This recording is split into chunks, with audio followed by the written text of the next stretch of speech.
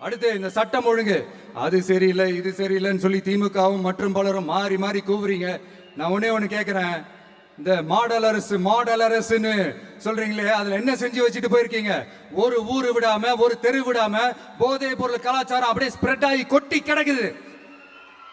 அது அப்பவே initial stage அதை நீங்க கண்ட்ரோல் பண்ணிருந்தீங்கன்னா இத்தனை பெண்களை இழக்க வேண்டிய ஒரு சூழ்நிலை ஏற்பட்டிருக்குமா? எல்லாத்தையும் பண்ணிட்டு பழிய தூக்கி ஏன் மேல போடுறாங்க. நீங்க என்ன பழி நம்ம மேல போட்டாலும் மக்கள் நிம்மதியா வாழக்கூடிய அந்த செயலை கண்டிப்பா இந்த விஜய் செஞ்சுதான் காட்டுவான். அதுக்காக தான் எஃபிஷியன்டான போலீஸ் ஆபீசர்ஸ் அப்பாயிண்ட் பண்ணியிருக்கிறேன்.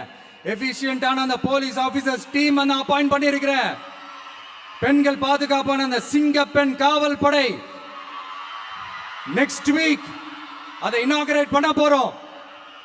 தப்பு செஞ்சவங்களுக்கான தண்டனை, அதுக்கான சார்ஜ் ஷீட் எல்லாமே ரொம்ப ஃபாஸ்டா ரொம்ப ஸ்பீடா செய்யறதுக்கான அந்த வேலையை செய்ய சொல்லி இருக்கிறோம். கோர்ட்ல கூட தப்பு செஞ்சவங்களுக்கான அந்த கடுமையான தண்டனை வாங்கி கொடுக்கிறதுக்கான அந்த வேலையையும் ரொம்ப சீக்கிரமா செய்ய சொல்லி இருக்கிறோம். அதனால நீங்க என்ன பழி நம்ம மேல போட்டாலும் உண்மையா உறுதியா மக்களுக்கு தேவையான எல்லா விஷயங்களையும் இந்த விஜய் செஞ்சுதான் காட்டுவான். இப்படி எல்லாம் நம்ம சொல்றதுனால இவங்க என்ன சொல்லுவாங்க தெரியுமா? அவங்க தான் ஆட்சியிலே இல்லையே, அப்புறம் ஏங்க அவங்கள குறை சொல்றீங்க அப்படின்னு கேட்பாங்க. வேர்ல வெந்நிய ஊத்திட்டு போனவங்கள வெளிச்சம் போட்டு காட்டாம பின்ன வேற என்ன சொல்லுவாங்க? இதெல்லாம் மக்கள் கிட்ட நம்ம தெளிவா எடுத்து சொல்லணும் இல்லையா? அதுக்காக தான் இதெல்லாம் சொல்லிட்டு இருக்கிறேன்.